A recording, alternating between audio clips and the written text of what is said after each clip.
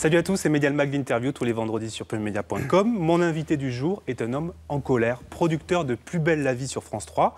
Bonjour Hubert Besson. Bonjour Julien. Alors si vous êtes mécontent aujourd'hui, c'est à cause de ça, la une de Télé Loisirs qui est sortie la semaine dernière, qui titre « Il faut sauver Plus belle la vie ». Alors est-ce que Plus belle la vie est en danger?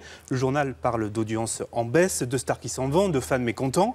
On va prendre tout ça dans l'ordre. Première question sur les audiences, c'est 4,6 millions de téléspectateurs en moyenne au mois d'octobre. Oui. C'est à peu près 1 million de moins qu'en 2002.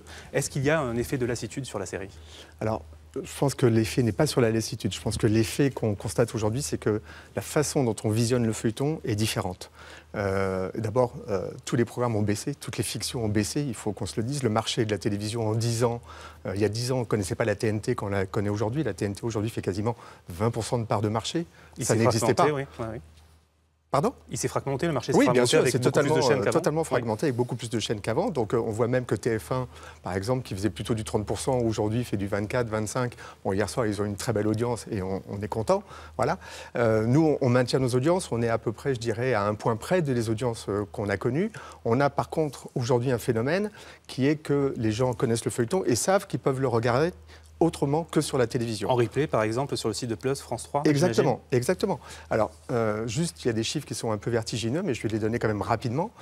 Comme ça, pour Télé Loisirs, je pense qu'ils auront toutes les infos pour la prochaine fois. Il faut se dire qu'il y a aujourd'hui 100 millions d'épisodes vus en délinéarisé légaux.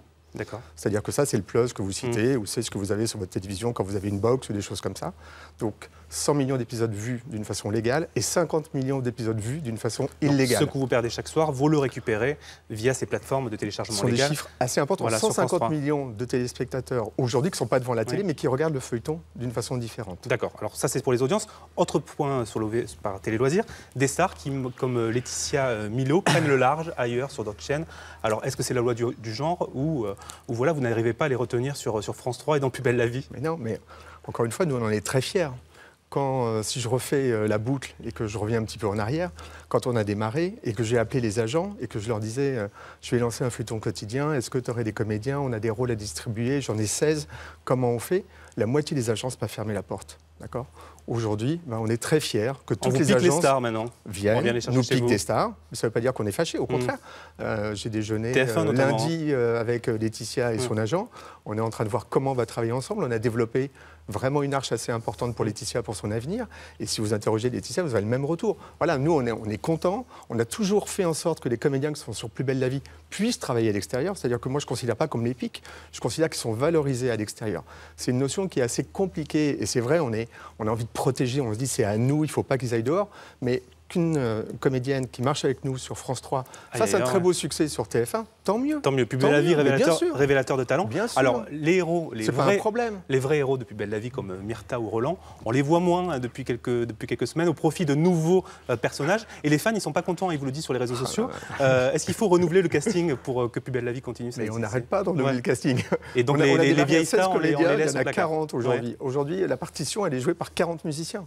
C'est énorme. Donc c'est normal qu'il y ait un petit turnover comme ça régulier. C'est normal. Et c'est un problème pour les auteurs. C'est-à-dire que déjà, faire vivre 40 comédiens à l'antenne, quand on les connaît tous, qu'on doit gérer les indisponibilités de chacun et ainsi de suite, félicitations aux auteurs, quoi, vraiment. Alors, Plus belle la vie, c'est aussi du prime. Le prochain aura lieu mardi 20 octobre, mais pas de spin-off, comme on dit dans le jargon, donc pas de série dérivée, cette fois, mais avec un retour à la vraie intrigue quotidienne du feuilleton. Est-ce que ce sont les audiences moyennes des primes, justement, qui vous ont convaincu de revenir à la version initiale? Alors, oui, ça c'est un travail qu'on a développé avec la chaîne, on est d'accord. On a fait des expériences, c'est-à-dire qu'aujourd'hui, on est sûr qu'au niveau du feuilleton, si on veut se maintenir en audience, il faut qu'on se renouvelle, il faut qu'on trouve des idées régulières, il faut qu'on soit différent, il faut qu'on renouvelle le casting, il faut qu'on trouve des histoires différentes et ainsi de suite. Là, en l'occurrence, sur les primes, c'est un peu la même chose. On a fait 12 primes à un moment donné qui étaient des histoires qui étaient prises dans le feuilletonnant. À un moment donné, on s'est dit comment on va faire? Il faut juste imaginer que pour les auteurs, c'est un casse-tête, le feuilletonnant. C'est-à-dire qu'on raconte une histoire avec quand même de l'avance sur l'antenne, et au milieu de tout ça, il faut qu'on revienne en arrière. Et donc, ça a énormément d'implications dans le mode dans le processus qui est le nôtre en production. Donc aujourd'hui, c'est pas aujourd'hui, il y a 2 ans, on s'est dit, tiens, essayons les spin-offs. On en a fait un avec La vie en or, ça a moyennement marché. Qui a bien marché, La vie en or. La vie en or a plutôt bien marché, puisqu'on a dû faire 18 ou quelque chose comme ça. On a fait 4,5 millions, ce qui, sur France 3, est quand même très, très correct. comme audience. Après, on a fait un deuxième spin-off, parce qu'on voulait tenter 2 pistes, et le deuxième a moins pris, ça c'est vrai. Donc voilà, aujourd'hui la chaîne nous a demandé de revenir sur du feuilletonnant, et là on fait du pur feuilletonnant, on va régler 3 histoires, 2 qu'on a amorcées dans les épisodes de Plus belle la vie et une totalement inédite dans la soirée. On regardera ça mardi. Alors Plus belle la vie évoque souvent les sujets de société ou d'actualité. Alors on a déjà vu des joints dans Plus belle la vie, du poppers, des plans A3. Bon, pas tout ça en même temps, heureusement. Dernière polémique en date, c'est ça, regardez, on en parle tout de suite après. Vous et moi, on est pareil en fait, on se ressemble trop. On dirait, oui.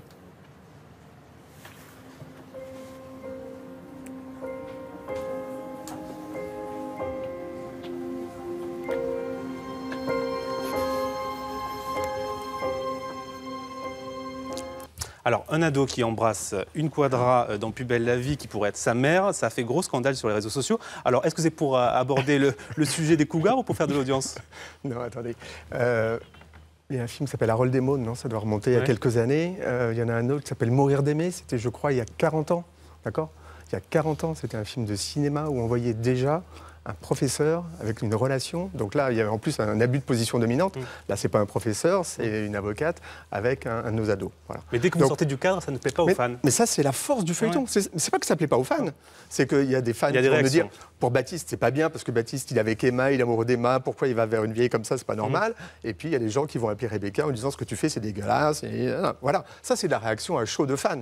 Mais ça n'empêche pas qu'ils vont regarder l'histoire, ça n'empêche pas qu'ils vont pouvoir adhérer au projet et qu'on aime que nos personnages qu'on suit régulièrement, fassent aussi des écarts. Nous, on est pareil dans la vie. Ça nous arrive à tous de faire des écarts. Tant mieux. Mais celui-là, en plus, c'est là où on voit la force du feuilleton. C'est-à-dire que cette histoire-là, elle est classique, je dirais. Mais quand ça arrive à des personnages de Plus belle la vie, eh ben, ça fait un buzz. Ça fait un buzz. Alors que le dimanche sur TF1, il y avait 20 ans d'écart.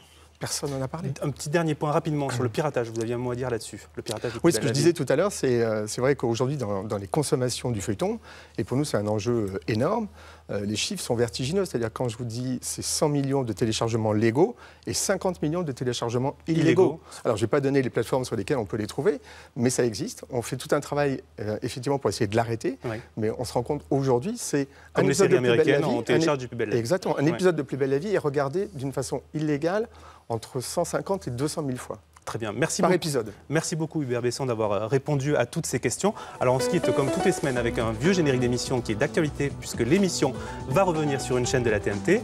Dimanche, Medial Mag sur France 5 à 12h35 avec Thomas Hugues qui reçoit Philippe Gildas où on va bien sûr beaucoup parler de Canal+. Bon week-end à tous.